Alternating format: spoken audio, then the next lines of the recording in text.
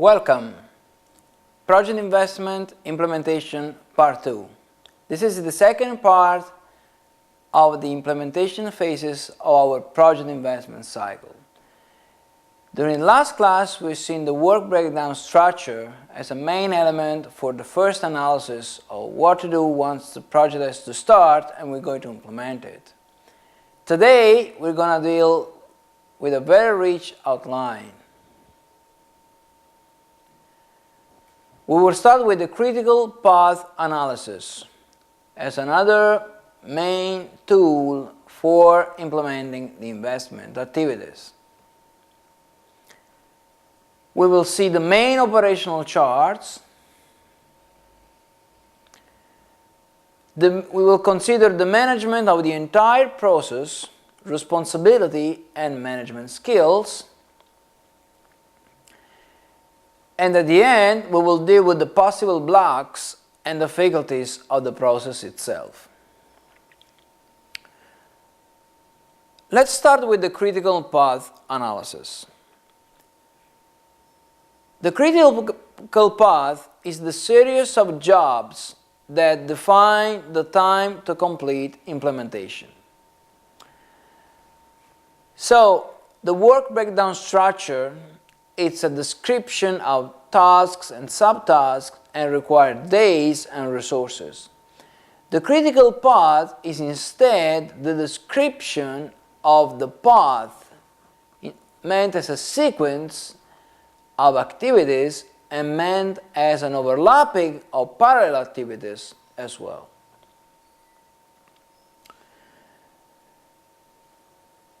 According to the standards of the critical path description, we might deal with the so-called job with the earliest start, ES, earliest finish, EF, same as the latest start, LS, and latest finish, LF.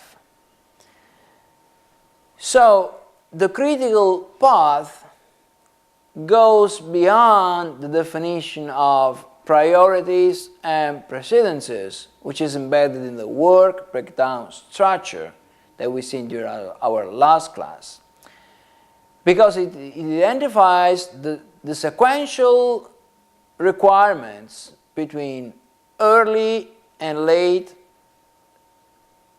start and beginning of activities.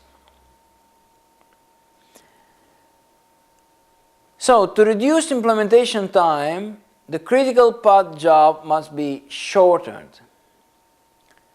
So, if we consider a job which is critical to the overall process, the shortening of such job in terms of time, so the reduction of the related times, is crucial for the speed of the overall process.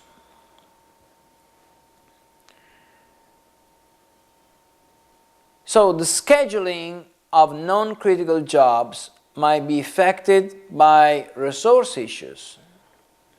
So, since we have a resource constraint by definition, the identification of the non-critical jobs is crucial, because both critical and non-critical jobs imply the extensive use of resources. Another item of the critical path analysis is assigning all necessary resources to jobs is one way to determine timing and cost of investment. So the critical path analysis is meant to allocate in a most effective and efficient way the required resources to the jobs which are defined critical and non-critical.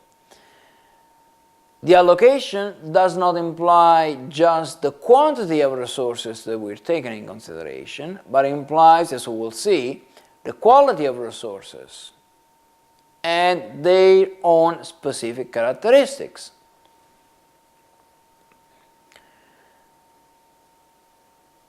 Following the critical path analysis, we can describe the main operational charts, which are often employed in the implementation of projects.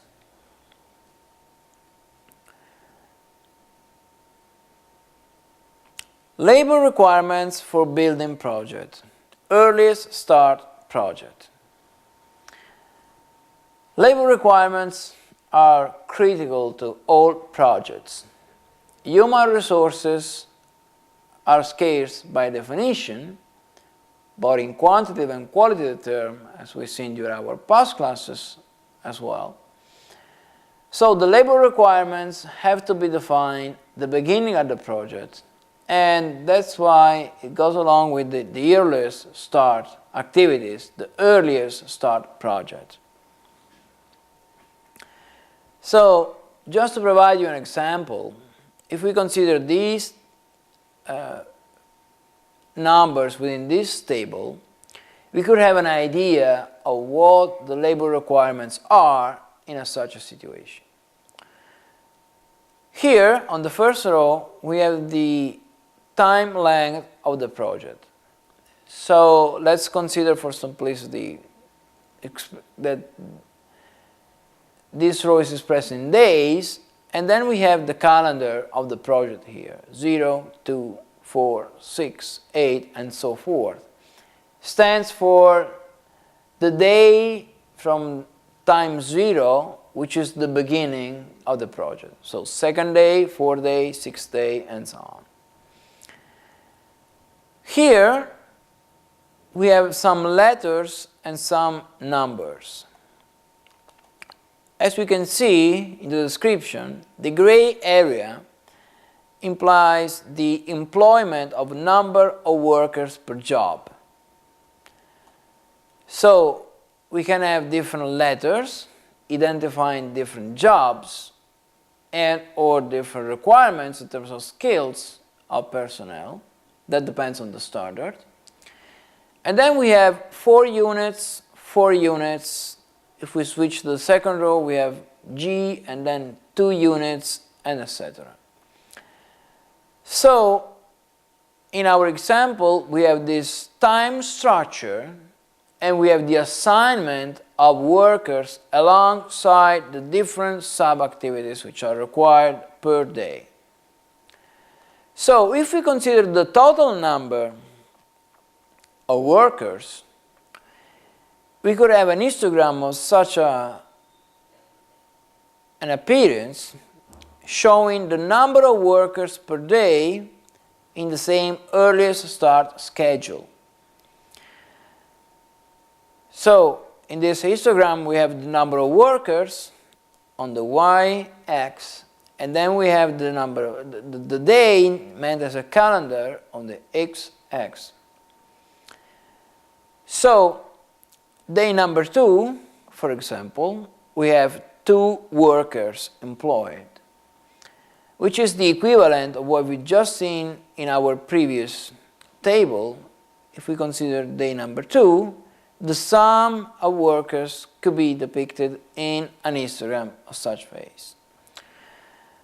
What is very important to estimate is the average number of workers alongside the investment time. Because if we consider that all those workers are equivalent, so if you accept the assumption, the simple assumption that each single worker is replaceable by an equivalent one, we can consider the average number of workers as the average labor requirement of the project itself. Which means that we can arrange, we can organize our own activities in order to reduce the peaks above the average in very busy days, like day number 5, 6, 7, 11, 12, 13, 14, 15, 16, 17, 18, 19, and 20. And we could compensate these extra demands or extra requirement of workers during the days which are where the requirement is lower than the average. So to organize the activities could imply, as we will see, the allocation of these units in these more empty days.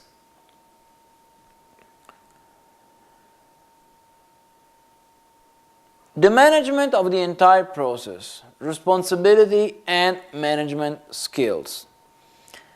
What is often neglected about project implementation is the fact that it seems that all the attention should be focused on activities and time schedules, operational requirements, and financial issues.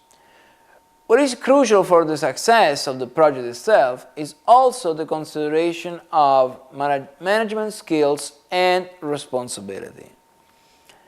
The assignment of such responsibility could be made by the responsibility matrix. The responsibility matrix is a powerful tool considering jobs and functions on one hand, and the assignment of responsible personnel on the other hand. So, on one dimension of this matrix, we might consider all the required jobs and functions that we could extract from the work breakdown structure, for example, or from other tools and instruments that we employ for detailing the activities related to the project. If we consider the endowment of personnel, then we assign on a point-point basis the responsible personnel for such functions and such job. And what is very important is to state and set and fix the level of responsibility of each human resource for the job and the functions that we're describing. So, just to provide you an extensive example of what level of responsibility could mean, here we have different levels of responsibility. So, by standard, we have labeled them from A, general responsibility, to G, must approve, which is the highest level of responsibility. So, if we consider the general responsibility, and we know that carry out a project is a systemic activity, everybody which is involved in the project itself must share a general responsibility with the rest of the team, with the rest of the human resources employed. When it comes to the highest responsibility, the highest level of responsibility, it means that this kind of job must be approved by the person we are taking in consideration because of his or her role within the organization, or because of the assignment, or because the level of responsibility towards the other partners, investors, financiers, regulators, and so on. In between, the G level must approve and the A level general responsibility, we might have a span of different intensity of responsibility. Several levels associated to different levels of impact and power upon the activities described in the project. So we might have operating responsibility, specific responsibility, and different level of interaction with this subject. Must be consulted, may be consulted, must be notified, must approve. So we have a whole range of different levels of responsibility. When it comes to project implementation, apart from responsibility, we have cyclical aspects as well. So again, we have the implementation process and its cyclical aspects. So when it comes to managing the project implementation, we have a cycle, again, all these activities that we're going through momentarily, and feedback mechanisms. Let's observe the steps, the necessary steps for the project implementation from a managerial perspective. Study of the project, to build the organization, again, resource allocation, organizational structure, labor organization, set objectives and scope. Objectives have to be assigned to each one which is responsible of a certain activity within the project, as well as the scope of his or her own activity. Work breakdown, that we've seen during our last class. The work breakdown structure, again, is a powerful tool for assigning responsibilities as well. Plan and schedule of the related activities. Carry out plan. This is the inner part of the implementation process. It's not just about planning and scheduling activities, it's about carrying out the plan itself through systematic control. The phase of systematic control is extremely important because according to the quality of these controls and according to the quality of the planned activities, the investment project could go through its own completion. So after several cycles of this planning and scheduling and systematic control, we could end up with the completion of the plan. Here, again, as I was mentioning, we have the feedback mechanism, which means that through the control of indicators and parameters, we might be able to refine what we have planned and scheduled. So the carry-out plan could be refined and tuned according to the actual situation through the systematic control of activities, through performance measurement. Again, according to the cycle, we might recall that we have different level of responsibility, and according to the single phase, we could identify which is the most effective level of responsibility to involve in the different stages of this cycle that we just described. It's not just about responsibility, it's about management skills as well. So when it comes to resource allocation, it's not just the identification of the skill, of the responsibility of our managers, but accordingly we should seek for the specific skills which are required to them. In short, management skills could refer to applying knowledge and talent, which means that each individual could exploit his or her own strengths in terms of knowledge and experience and talent in order to have a fruitful project implementation. Second, another important skill is planning and controlling.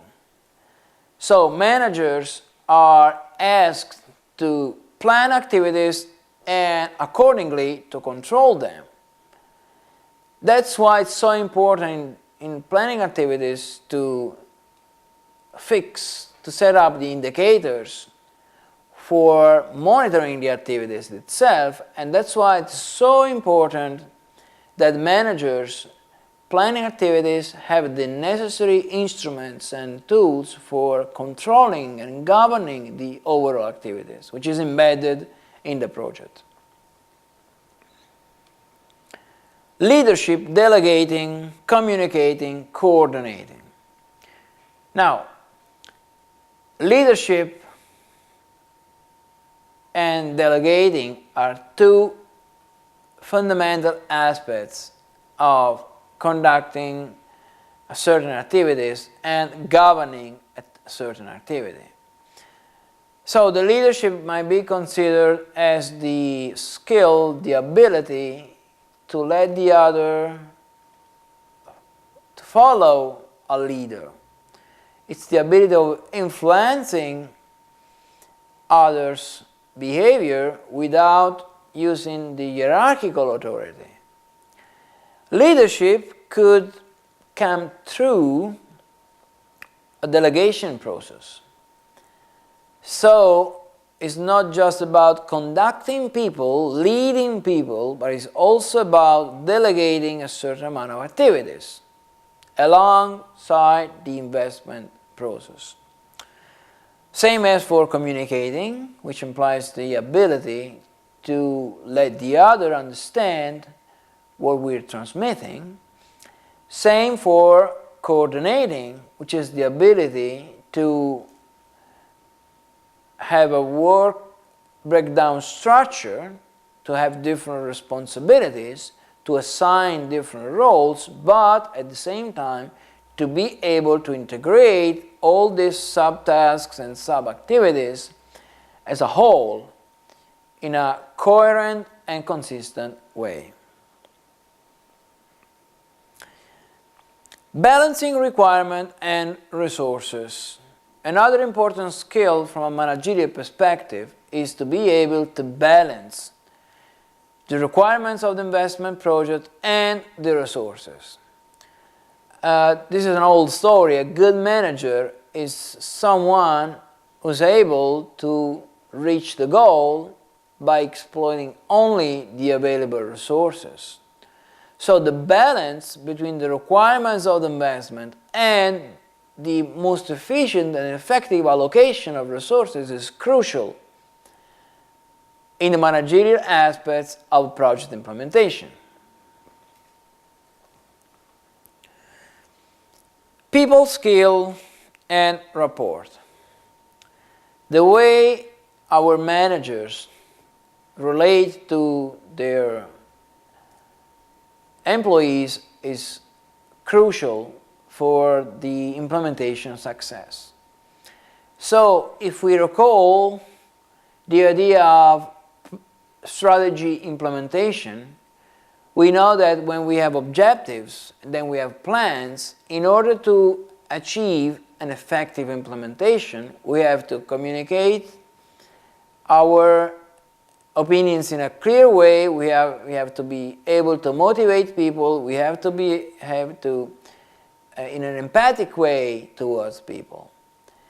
If all this could happen, then probably through the managerial skills we could help our investment produce the expected results. It's not just about responsibility and skills, it's not just about activities and timing, it's not just about schedules and expected results, but the implementation process has to deal also with the possible blocks and difficulty of the processes. So we've seen already that in the main schedule of the process, in the main schedule of the investment, we should consider not only the activities but also the events. And the events could be positive or negative considering the whole deployment of the investment itself. So the implementation phase requires the investigation of the possible blocks as well. The higher is the number of possible blocks that we have included as events in the process scheme, the higher is the chance to tackle these possible blocks and to overtake them in an effective way. We might have some perpetual blocks to project reshaping. The first one is difficulty in isolating the problem. In complex and holistic organizations of activities, it's very difficult to isolate the problem. In order to isolate the problem, we should be aware of the nexus of causality between antecedents and consequences of activities. When these links, when these nexuses are not explicit or are not that clear, it might be very difficult to isolate the problem. Another structural perpetual block is the tendency to limit the problem area, meaning that it's very difficult to distinguish between the operational part and the maintenance part of a project. It's very difficult sometimes to distinguish between the sources and the effects which are visible on the surface in a problematic situation. So the tendency to limit a problem area is the tendency to focus too much on the effects rather than on the sources of a problem.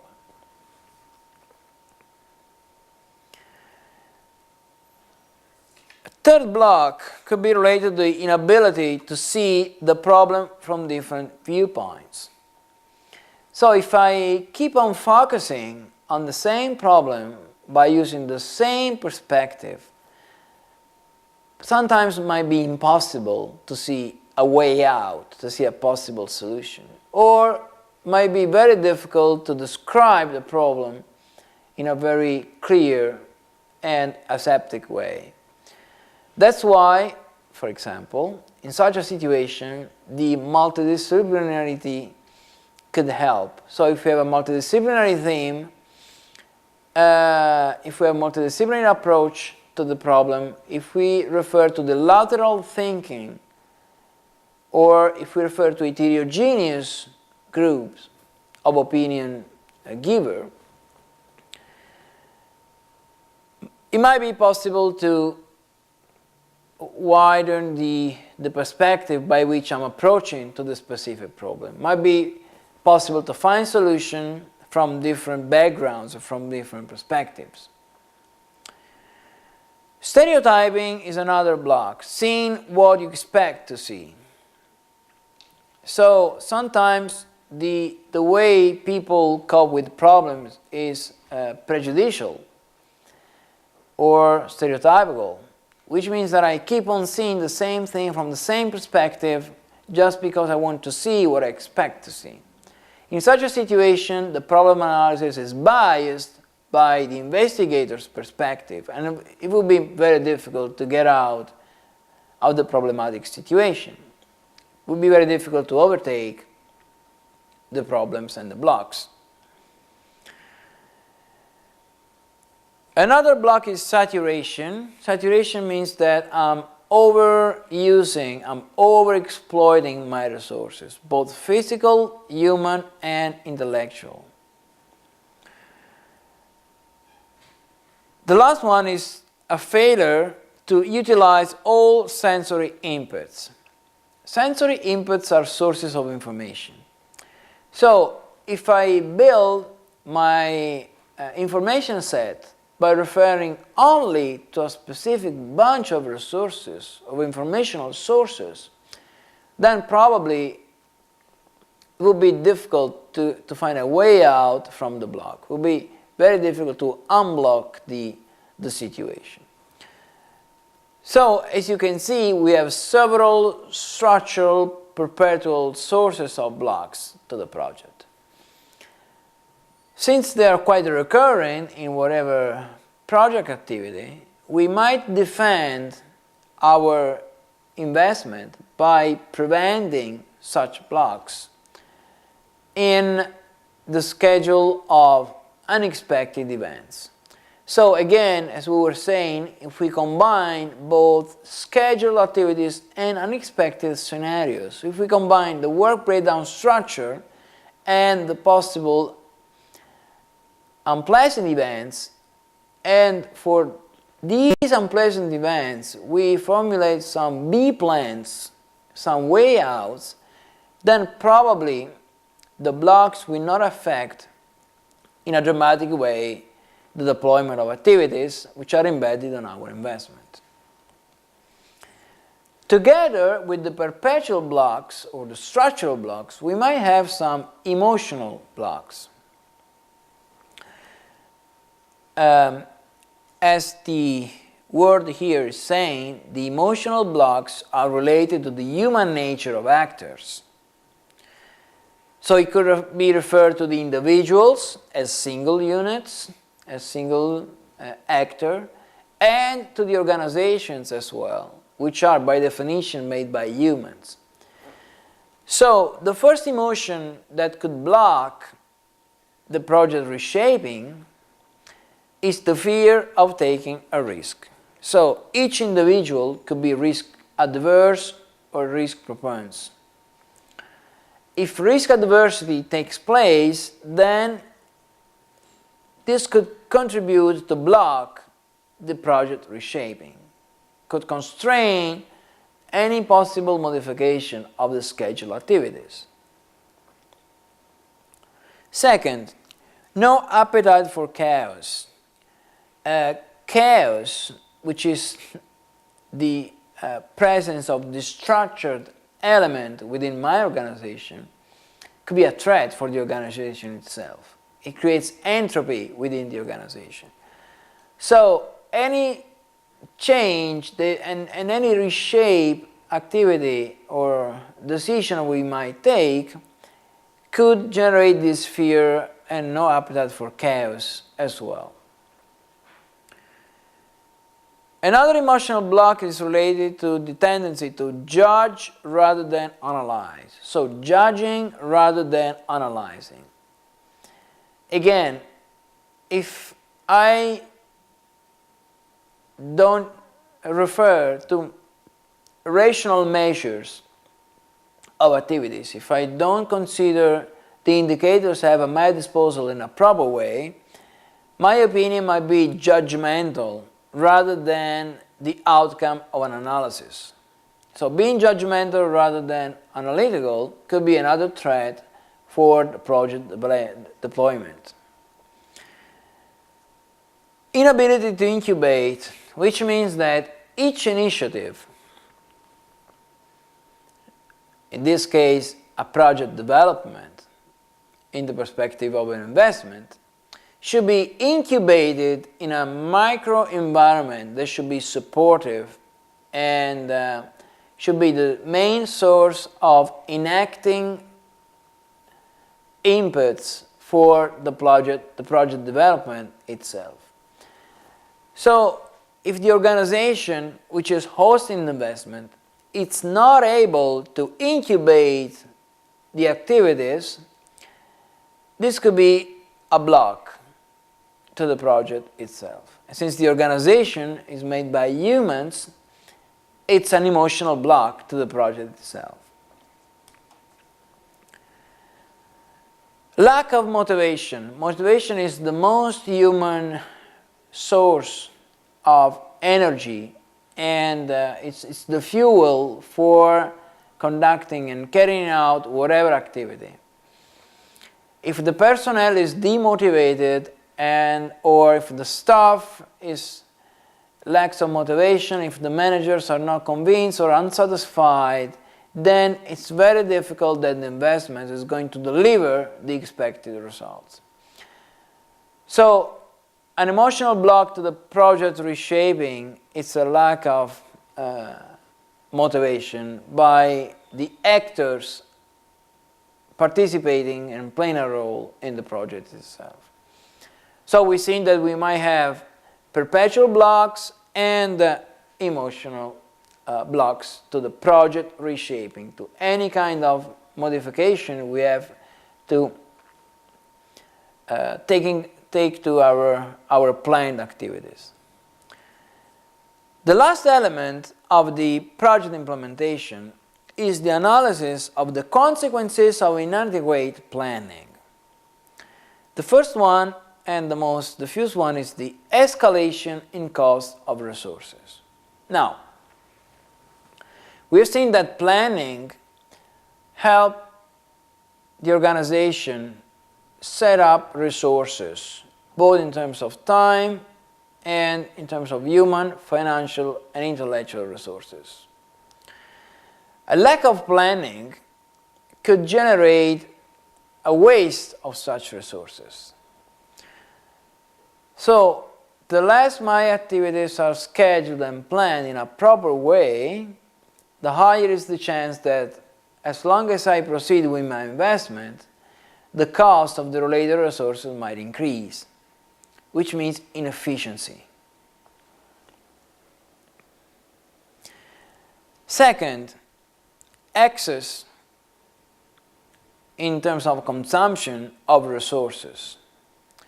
So it has been proved that if we consider the same activity and we plan these specific activities, or we decide not to plan it, in absence of planning, the consumption of resources is statistically higher than when we plan the activity.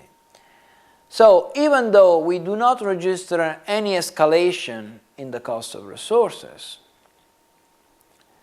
by definition, with a lacking planning, we might suffer on an excessive consumption of such resources. Third, higher financial costs. So if we consider that the financial cost is called interest rate, and if we consider that lenders of such financial resources are interested in the sustainability of the investment and the initiative they're investing in, a lack of planning